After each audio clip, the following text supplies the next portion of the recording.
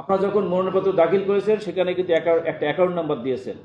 ওই অ্যাকাউন্টেই এই পরিমাণ টাকা জমা রেখে আপনাকে ব্যয় করতে হবে। এবং আপনাদেরকে আজকে পরিপত্র 11 দেওয়া হয়েছে, সেই 11তে দেখেন বলা আছে নির্বাচনী ব্যয় কিভাবে মেনটেন করবেন, কিভাবে ভাউচার সংরক্ষণ করবেন, এবং নির্বাচনী ফলাফল গেজেটে প্রকাশিত হওয়ার পরবর্তী 30 দিনের মধ্যে আমরা ব্যাংকের স্টেটমেন্ট সহ আমরা হিসাব চাইব, সেখানে ওই ভাউচার দিতে হবে। ভ্যাট আইটি কেটেই এইগুলো আপনাদেরকে দিতে হবে। আমরা আপনাদেরকে পরবর্তী চিঠি দিব। এটি যদি না করেন এখানে কিন্তু মারাত্মক শাস্তির বিধান আছে। ন্যূনতম 2 বছর থেকে সর্বোচ্চ 7 বছর পর্যন্ত কারাদণ্ডের বিধান আছে।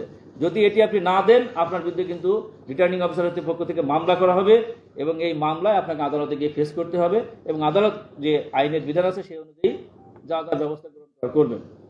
কি প্লিজ?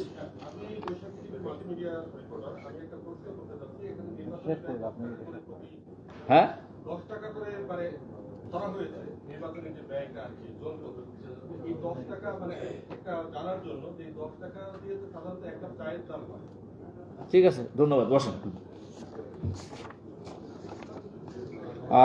ঢাকা 13 আসন, এখানে ভোটার আছে আমাদের 4,08,791। এখানে ব্যয় করতে পারবেন 40,87,910 টাকা এই অ্যাকাউন্টের মাধ্যমে। আপনারা জানেন যে ইতিপূর্বে কিন্তু নির্বাচনী ব্যয় ছিল 25 লাখ টাকা। তবে এই সিলিং কিন্তু সকল ক্ষেত্রে ভোটার প্রতি সমান না। যদি কোনো আসনে 10,000, 20,000, 50,000 এভাবে 2.5 লক্ষ পর্যন্ত ভোটার হয়, তাহলে 2.5 লক্ষ পর্যন্ত ভোটারের জন্য সিলিং হচ্ছে 25 লাখ টাকা, এবং 2.5 লক্ষর উপরে যখন ভোটার চলে যাবে তখন পার ভোটার ইন্টু 10 টাকা এটা হবে। যদি কোনো আসনে 8 লাখ ভোটার হয় 80 লাখ টাকা। এইভাবে সংখ্যা দ্বারা নির্ধারিত করা হয়েছে, যেটি আরপিওতে বলা হয়েছে। এটা আরপিওর 44-এর খতে এই বিধানটা রাখা হয়েছে। নির্বাচন কমিশন গত বারের যে বিধিবিধান ছিল সেটিকে চেঞ্জ করে, যে বৈশাখী চ্যানেলে যিনি কথা বলেছেন, চেঞ্জ করে কিন্তু টাকার পরিমাণ কিন্তু আরো বাড়িয়েছে। আগে কিন্তু আরো অনেক কম ছিল।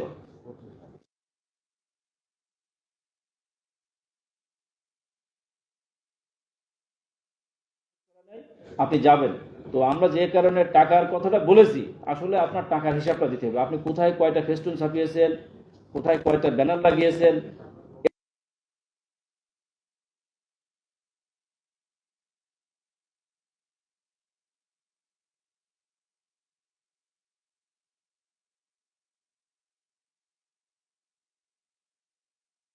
রঙিন যে কোনো রকম হবে, সাদা কালো রঙিন যে কোনো ধরনের বিলবোর্ড করা যাবে, কারণ বিলবোর্ডের প্রথমে লেখা আছে যে কোনো ধরনের বিলবোর্ড করা যাবে, এটা দেখবেন। কিন্তু ব্যানার কিন্তু সাদা কালো হতে হবে।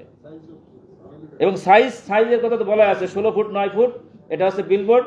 আর ওদিকে ব্যানার বলা হয়েছে 10 ফুট 4 ফুট, এর বাইরে আপনি যেতে পারবেন না। এবং আপনারা ওই যে পিভিসি প্যানা ব্যবহার করতে পারবেন না, অপচনশীল কোনো জিনিস ব্যবহার করা যাবে না, কাপড়ের করতে হবে, যেটা শর্ট বা ডিসকাস কাপড় জাতীয়, যেটা পুষে যাবে, এই ধরনের কাগজ দিয়ে আপনার ব্যবহার করতে পারবেন। আমি তো বললাম যে কোনো ধরনের বিলবোর্ড ব্যবহার করা যাবে। বিলবোর্ড, অনলি বিলবোর্ড, যেটি 20টি সর্বোচ্চ। এবং এটি আমাদের ব্যাখ্যা দিয়েছেন আমাদের অ্যাসিস্ট্যান্ট রিটার্নিং অফিসাররা, যে কোথায় স্থাপন করবেন, এবং আচরণবিধিও তো সেটা বলা আছে, যেটি কপি আপনাদেরকে সরবরাহ করেছি। আশা করি আচরণবিধিটা একটু যদি ভালো মতো দেখেন তাহলে নির্বাচনী পরিচালনার ক্ষেত্রে আপনার সুবিধা হবে। স্কুল কলেজে যাওয়া যাবে কিনা, আপনি স্কুল কলেজ অফিস আদালত যে কোনো জায়গায় গিয়ে ভোট চাইতে পারবেন। এখানে বলা হয়েছে স্কুল কলেজ ব্যবহার করতে পারবেন না, ওখানে অফিস স্থাপন করতে পারবেন না, ওখানে ভোট চাইতে পারবেন, কিন্তু ওখানে অফিস করে মিটিং সেটিং করবেন এটি করা যাবে না। ঠিক আছে?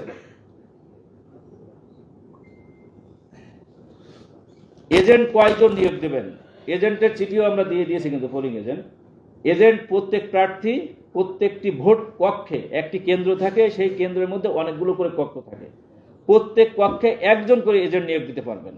এবং যখন ভোট শেষ হয়ে যাবে, যখন গণনা শুরু করা হবে, তখন ওই প্রার্থীর একজন এজেন্ট গণনা কক্ষে থাকতে পারবেন, বাকি এজেন্ট চলে আসবেন। এটা পোলিং এজেন্ট, ঠিক আছে?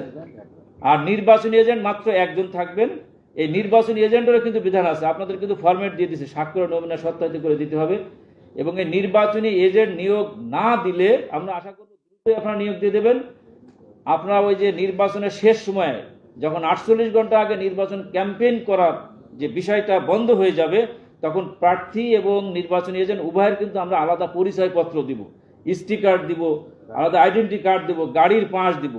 এই দুইজন ব্যক্তি ছাড়া আর কেউ কিন্তু মুভ করতে পারবেন না। সুতরাং নির্বাচনী এজেন্ট কাকে নিয়োগ করবেন এবং এই নির্বাচনী এজেন্টের মাধ্যমেই আপনার নির্বাচনে যে যত ব্যয় তার বিল ভাউচার মেনটেন করতে হবে, হিসাব দিতে হবে, ওনার স্বাক্ষরে হবে। প্রার্থীরও প্রতি স্বাক্ষর থাকতে পারে, কিন্তু ওনার জানা মতে সমস্ত হিসাব ওনাকেই দিতে হবে। এবং এটিও আইনের অনেকগুলো বিধান আছে, যখন আমরা চিঠি দিব তখন জানাবো, এটিও এফিডেভিট করে বিধান আছে, এফিডেভিট করে দিতে হবে।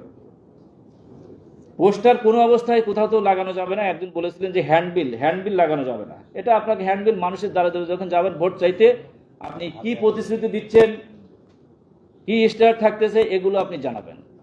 এবং এখানে আপনার ছবি, আপনার প্রতীক আপনি ব্যবহার করতে পারবেন। দলের প্রধানের প্রতীক যদি দলীয় হয়ে থাকেন সেটিও ব্যবহার করতে পারবেন।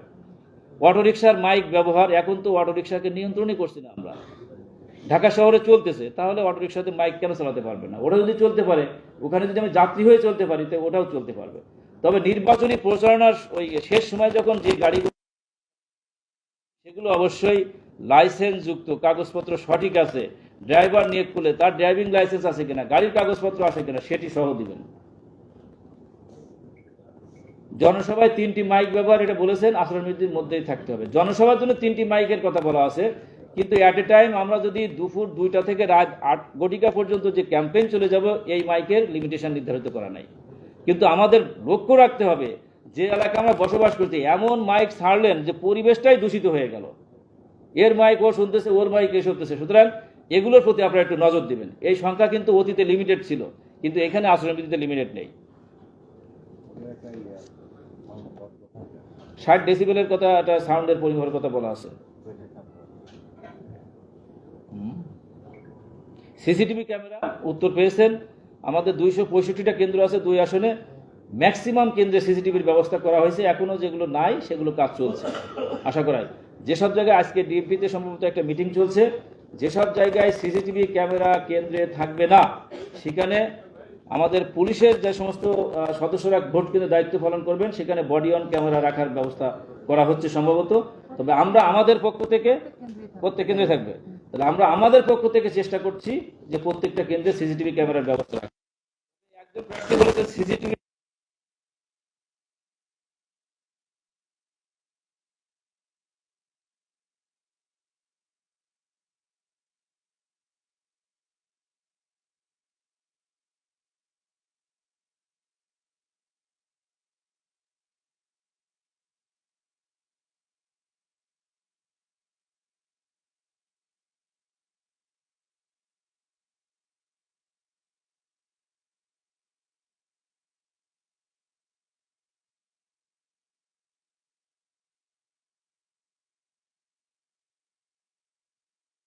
আমরা আমাদের নজরে আসলে যদি এটা আচরণবিধির ব্যত্যয় হয়, তাহলে এটা আমাদের পক্ষ থেকে, রিটার্নিং অফিসারের পক্ষ থেকে, এক্সিকিউটিভ ম্যাজিস্ট্রেট যারা আছে বা ইলেকট্রাল ইনকোয়ারি কমিটি যারা আছে, তাদের পক্ষ থেকে এটা আমরা ব্যবস্থা দেব। তো আমি আমার কথা দীর্ঘায়িত করছি না।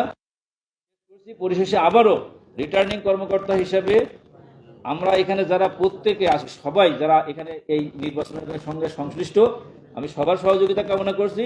সাথে সাথে সবচেয়ে বড় সহযোগিতা প্রার্থী এবং তাদের কর্মী সমর্থকদের কাছ থেকে নির্বাচনী মাঠে আশা করছি। আশা করি যদি আমরা একে অপরের সাথে শ্রদ্ধাশীল হই, সহনশীল হই, তাহলে আগামী যে 12ই ফেব্রুয়ারি যে নির্বাচনটা হবে, সেই নির্বাচন আমরা সুষ্ঠু সুন্দরভাবে সম্পন্ন করতে সক্ষম হব। এইবার কিন্তু নতুন একটি বিষয় আপনারা দিয়েছেন মনোনয়নপত্র দাখিলের সময়, সেটা কি? আচরণবিধিতে বলা আছে যে, এটা কোনটা কই গেল সেটার জন্য, নির্বাচনী ইশতেহার পাঠ ও আচরণবিধি প্রতিপালনের ঘোষণা। এবার কিন্তু মনোনয়নপত্রের সাথে তফসিল 1 অনুযায়ী আপনারা কিন্তু প্রার্থী অঙ্গীকারনামা দিয়েছেন যে তিনি মেনে চলবেন। একই সাথে দলের পক্ষ থেকেও এটা মেনে চলা হবে এটা। এবং এবার আচরণবিধিতে প্রথম প্রার্থীকে জরিমানা করা যাবে, প্রার্থীকে শাস্তি দেওয়া যাবে, জেল জরিমানা করা যাবে, একই দলকেও জরিমানা করা যাবে, এই বিধানটিও রাখা হয়েছে। তো আমরা আশা করব যারা আইন শৃঙ্খলা বাহিনী আছেন তারা জন্য এই শাস্তি আপনাদের বিরুদ্ধে প্রয়োগ করতে না হয়। যদি না হয় তাহলে আমাদের জন্য খুবই ভালো। আর যদি প্রয়োগ করতে হয় তাহলে সম্পর্ক তো তিক্ত হয়ে যাবে। তখন আপনারা পাল্টা বিভিন্ন বলবেন, আপনাদের সুবিধা মতো বিভিন্ন কথা বলবেন। তো আমি আপনাদের কাছে আশা করছি যে এই নির্বাচনী আচরণবিধি এবং আমরা পরবর্তীতে প্রার্থীদের নিয়ে এই ইশতেহার পাঠের জন্য আমরা সবাই একটা বিশেষ করে এক জায়গায় বসে আমরা একটা মিটিং করব, এত পরে আমরা সিদ্ধান্ত নিব। এটা আমি কি আপনাদের কাছ থেকে একটু প্রতিশ্রুতি নিতে পারি যে নির্বাচনী মাঠে আমরা এই আচরণবিধি প্রতিপালন করে চলবো? আপনারা কিন্তু অলরেডি অঙ্গীকারনামা দিয়েছেন, এফিডেভিট করে দিয়েছেন। আপনারা হাত উঠান প্লিজ। ধন্যবাদ সবাইকে। আমরা এখন আমাদের প্রতীক বরাদ্দ অনুষ্ঠানে চলে যাব। আমাদের বক্তব্য শেষ করেছি। আমাদের যেহেতু নিবন্ধিত প্রতীক আছে, সবকিছু রেডি করা আছে, আমাদের মাত্র 2 জন স্বতন্ত্র প্রার্থী আছে। তো আমরা প্রতীক বরাদ্দটা আমরা ঢাকা 13 আসন থেকে শুরু করব এবং এটি বাংলা বর্ণমালার ক্রম অনুসারে প্রার্থীর নাম যেভাবে আমাদের প্রতিনিধি প্রার্থী তালিকায় আসবে আমরা সেভাবেই এই প্রতীক বরাদ্দের কার্যক্রম শুরু করব। ধন্যবাদ সবাইকে। আসসালামু আলাইকুম।